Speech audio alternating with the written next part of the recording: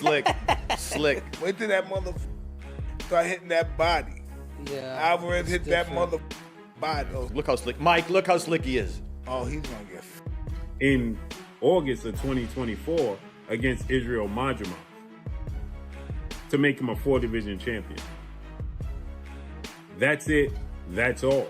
He hasn't fought since then. With Crawford, I think gaining too much weight and too much muscle might affect them. If they're thinking of surviving and being able to take a punch and being able to go around. Mike Tyson has stirred the pot once again, issuing a blunt warning to Terence Crawford after appearing alongside Canelo Alvarez at a press conference.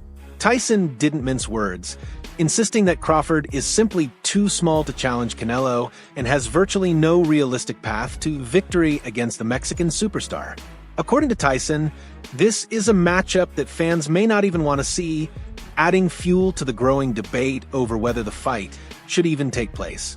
That Terence Crawford is simply too small and doesn't have a chance to beat Canelo Alvarez. I am Mike Tyson. He says that this is a fight that nobody calls for. It's just simply too much of a size difference. Shannon Briggs is the believer in styles make fights, skill set, and the skill set of Canelo Alvarez versus the skill set of Terence Crawford favors the skill set of Terence Crawford, not only just to win, but to possibly stop Canelo Alvarez for the first time in his career. Now, Canelo Alvarez is a first ballot Hall of Famer. Terence Crawford is a first ballot Hall of Famer. Terence Crawford is 4-division champion, undefeated, 2-division undisputed champion. Canelo Alvarez is a 4-division champion, 2-time undisputed super middleweight champion, and reigning undisputed super middleweight world champion with a record of 63 wins, 2 losses, 2 draws, 39 wins by way of knockout. Veteran boxer Gabe Rosado echoed some of Tyson's doubts, though for slightly different reasons. While Rosado praised Crawford's technical brilliance, movement, and pinpoint accuracy, he stressed that against someone as physically imposing as Canelo, those qualities might not be enough. Canelo, he noted, has stood toe-to-toe with some of the sport's most powerful punchers and absorbed their best shots without flinching. In Rosado's eyes, Crawford simply doesn't have the punching power to seriously hurt Canelo, and the gap in strength and durability could be Crawford's biggest hurdle. So I don't see how Crawford could hurt Canelo, because Canelo's been in there with Kovalev. He's been in there with Bivol. You know what I'm saying? He's been in there with big punchers. You know what I'm saying? So it's like, how can a guy that's really a 47-pounder, even though he's up in weight, I don't see how he can hurt Canelo. You know what I'm saying? It just feels complete, because your body is different to absorbing a bigger blow. So, you know what I'm saying?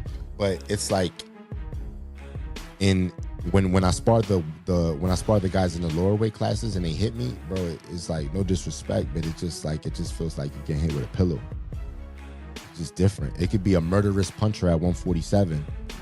But if I'm walking around 185 and I'm a solid guy and I'm used to fighting guys, you know, with a different kind of power, and I spar a guy that's a welterweight, it feels like a pillow. Boxing commentator Showbiz added his voice to the conversation, flatly stating that he does not believe Crawford can beat Canelo Alvarez.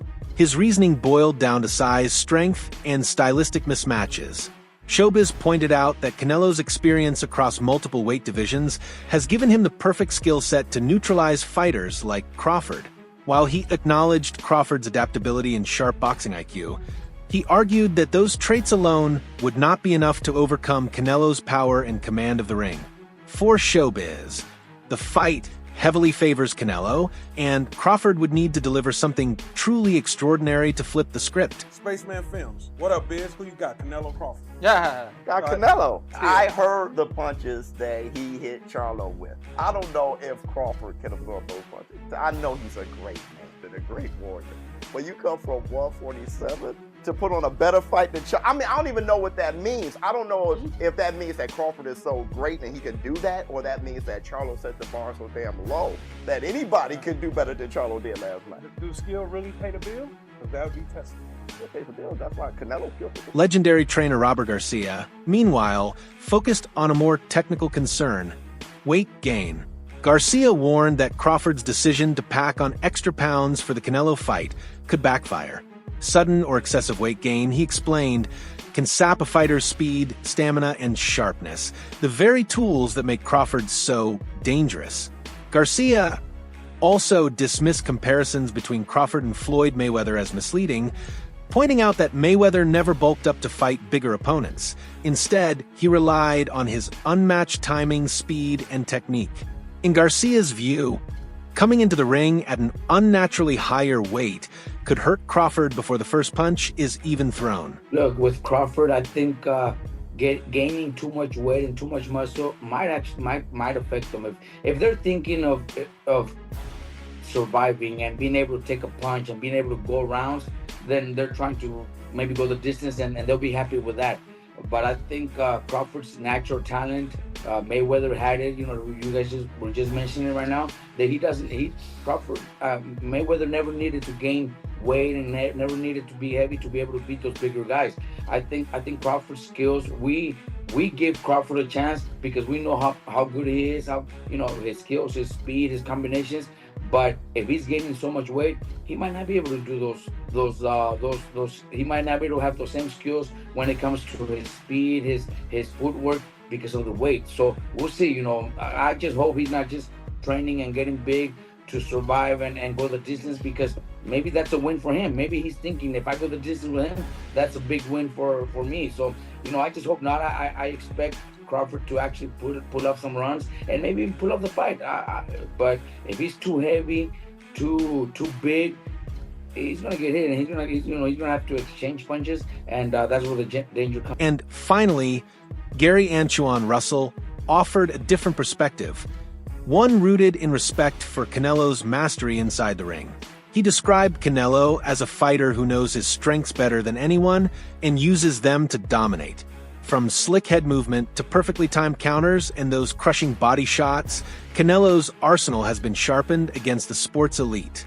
While Russell acknowledged Crawford's intelligence and adaptability, he warned that Canelo's ability to impose his style makes him an entirely different challenge.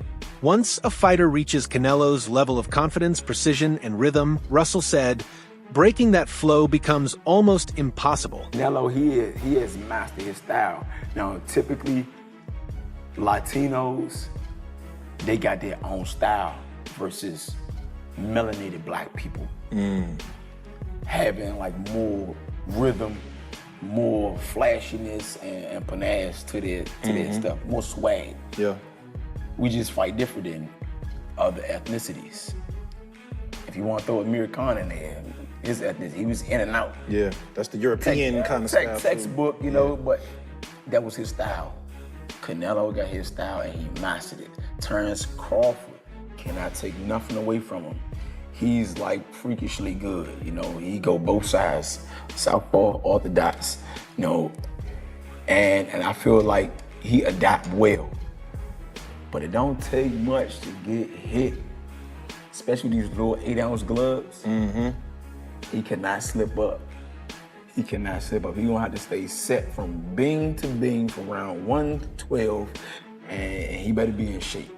Yeah. I'm talking about like not 12-round shape, I'm talking about like 16-round shape. Former world champion Chris Algieri broke down the challenges fighters face when moving up in weight. He explained that adding size changes how a fighter feels inside the ring, affecting timing, movement, and endurance. Algieri pointed out that while Crawford may appear bigger on fight night, that extra weight doesn't automatically mean more strength or punching power. He stressed that competing at an unfamiliar weight can be especially dangerous when facing someone already comfortable and dominant at that size.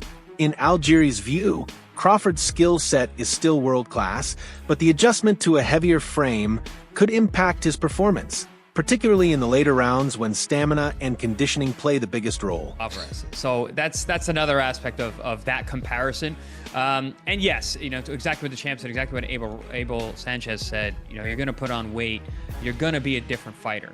And I can say this even as a fighter as myself, but as I've gotten heavier in my retirement, I try and move around the gym, it just feels different. And even when you start camp, you feel different in the beginning than you do at the end. But listen, we're still 4 or 5 weeks away. I don't know exactly what Terence is weighing right now. And even if he does say what he weighs, man, he's gone out there and said he's weighed, all types of crazy numbers just to get media to respond. So it's really not really going to know until the fight and we see these guys next to each other. He might look bigger right now, but he might not be that heavy. He might still be in the range that these guys are targeting for the fight itself. But I will say this, if you look at it historically, Floyd Mayweather, when he fought Canelo Alvarez, Floyd was 36 years old. Canelo was a young man. I think he was 21 or something like that, or 23, under 23, whatever the case may be. Floyd came in how Floyd always comes in. He didn't try to put on weight for that fight. I think he came in 150 pounds, like he always did in his big fights, and even at 36 years old. And it was his speed, it was his technical proficiency, it was his skill and his jab, which is what gave Canelo fits all night long and eventually why he lost 11 rounds to 1. So I don't know that Crawford really needs to be packing on this muscle. And I have actually argued in my own head. I'm like, yeah, but he's older. He's not Floyd. Floyd was 36. A boxing analyst delivered a firm prediction: Canelo Alvarez will not lose to Terence Crawford. The reasoning was simple. Crawford doesn't have the power to hurt Canelo, and without that threat, earning Canelo's respect in the ring becomes nearly impossible. The analyst argued that over 12 rounds, the physical gap between them would take its toll, making it unlikely Crawford could withstand Canelo's heavy shots for the full fight. With Canelo's proven chin, raw strength, and ability to control distance, the analyst believes Crawford would struggle to mount any consistent offense. While acknowledging Crawford's skill and achievements, the conclusion was clear: Canelo's size, physicality, and resilience would ultimately decide the outcome. Before pounding his own, the undefeated phenom. He said that he sparred Canelo Alvarez, and he hit Canelo Alvarez with his best shot. His best shot. There's a power puncher. Yeah, he's smaller than Canelo Alvarez, but let me further explain. Canelo Alvarez didn't feel nothing. And some of y'all gonna be like, but yo, that's Virgil Ortiz. He's smaller. Canelo Alvarez didn't feel nothing with Triple G. Canelo Alvarez didn't feel nothing versus Kovalev. Kovalev killed the man in the ring. Canelo Alvarez didn't feel nothing with Danny Jacobs. Canelo Alvarez wasn't even demobilized by Dimitri Bivol. He just got outboxed. He didn't hurt Canelo Alvarez. Canelo Alvarez, you see how we say Iron Mike Tyson? Well, Canelo Alvarez has an iron chin. Terence Crawford. And also, put it this way also, after the fight with Jermell Charlo and Canelo Alvarez, and I spoke to Jermell Charlo. Jermell Charlo basically said that, yo, Canelo Alvarez couldn't feel my punches. I hit Canelo Alvarez with 2 left hooks and he didn't even feel nothing. Jermell Charlo was Iron Man Jermell Charlo. The 154-pound undisputed. You know what I'm saying? Yeah, he's not active right now, but we all know he was an undisputed, a knockout artist that got all his belt by knocking out every opponent to become undisputed, ladies and gentlemen. Canelo Alvarez has gotten hit with the most devastating punches in his generation, 175 and 160. Fought the likes of Kirkland that was known for power. Former boxer and commentator Willie D gave a detailed breakdown of the potential showdown. He noted that Canelo Alvarez is younger than Terence Crawford, a factor that can play a big role in boxing. Along with youth, Willie D pointed to Canelo's height advantage, which could help him control the distance and dictate the tempo of the fight. He emphasized that age and size aren't just numbers, they impact reflexes, recovery time, and a fighter's ability to take punishment. Willie D's assessment made it clear: before skill is even considered, Crawford could be walking into the ring with multiple built-in disadvantages, making this a steep uphill battle. 34, Bud is 37. So you give that edge to Canelo, because in boxing, youth is a commodity. Height. Canelo is 5 feet 7.5 inches tall. Terence Crawford is 5 feet 8 inches tall. So you give the slight edge to Terence Crawford right there. The reach. Canelo is 70.5 inches tall. Terence Crawford is 74 inches tall, which gives him an almost 4-inch reach advantage. Their weight, Canelo is a middleweight and Bud is a lightweight middleweight. Records. Canelo is 63-2-2, 39 knockouts. Bud is 41-0 with 31 knockouts. Canelo's last fight was a victory over William Skull. It was a unanimous decision on May 3rd, 2025. Bud last entered the ring on August 3rd, 2024, where he defeated Israel Madrimov. John Ryder, who has shared the ring with Canelo Alvarez, offered a blunt assessment of how a potential showdown with Terence Crawford could play out. Speaking from experience, Ryder described Canelo's style as relentless but calculated, a steady, methodical pressure that wears opponents down both physically and mentally. He stressed that Canelo's strength isn't just in his punching power, but in his ability to keep an unyielding pace while dictating the fight's rhythm. Ryder noted that even skilled and determined fighters find it hard to cope when every exchange becomes a test of endurance and willpower. In his view, Crawford's sharp skills and competitive spirit might not be enough to withstand that sustained pressure over 12 rounds. Ultimately, Ryder believes Canelo's mix of physical power, tactical pressure, and deep championship experience could be overwhelming in such a matchup. I think you just got to watch the Bivol blueprint, the in and out. I mean, a lot of fighters getting stick now for being runners, Tom and Jerry and whatnot. But stick to what you're good at. Terence Crawford is an exceptional talent. He's won titles through the weights, undisputed at, 3 weights now. And listen, if anyone can do it, it's him. I think the weight will be too much of an issue. Canelo is a special talent. And I think the weight will play a factor in the fight. But listen, Canelo once done it and made the step up to super middleweight.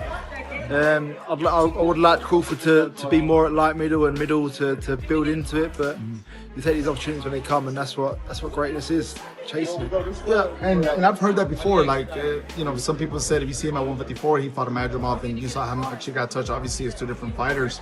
But why do you think he should probably? You think he should have probably taken another fight, maybe at 160 or maybe another one at 168? You need to build into it a bit. I think the fight with Madrimov was his first fight at 154. At 154, and listen, you're still developing and growing into that weight. You could have done with a couple more there, then moved up to 160, but it's all being done as a bit of a rush. So he's not going to be fully. He's not going to have time to put the muscle on to build into the weight, and he's obviously going to do it with the intention of getting back down to 154 and taking on other challenges. So it's not a long-term goal for him to stay there, but like I say, Terence Crawford is an exceptional talent. I remember watching him beat a good friend of mine, Ricky Burns, and it's like since that day I was just, my ears pricked up and I took notice, and every time Terence Crawford boxed, I watched. While many opinions strongly favor Canelo Alvarez, Coach Anthony offered a more measured perspective. He acknowledged that Canelo is naturally bigger and far more experienced at the higher weight classes, but cautioned against writing off Terence Crawford. Anthony highlighted Crawford's high ring IQ, adaptability, and ability to switch stances, tools that could pose unique challenges for Canelo. He argued that although Canelo has faced many elite opponents, Crawford's blend of timing, creative angles, and killer instinct makes him a genuine threat. According to Coach Anthony, dismissing Crawford completely would be a mistake, as his skill set could create rare openings, even against a champion as accomplished and seasoned as Canelo. Okay, but we have to break some things down into perspective here. First and foremost, Terence Crawford is a very strong 147 pounder. He's not a regular guy. He's not a regular 147 pounder.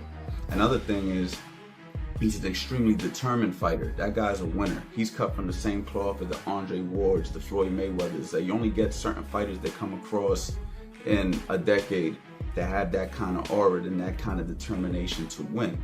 Now, if we want to break it down fundamentally, don't get me wrong. Canelo is a strong fighter. He's proven himself. He got a great chin.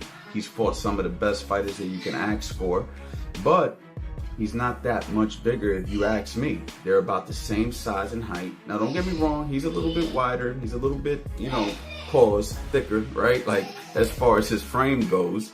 But we got to be honest here, man.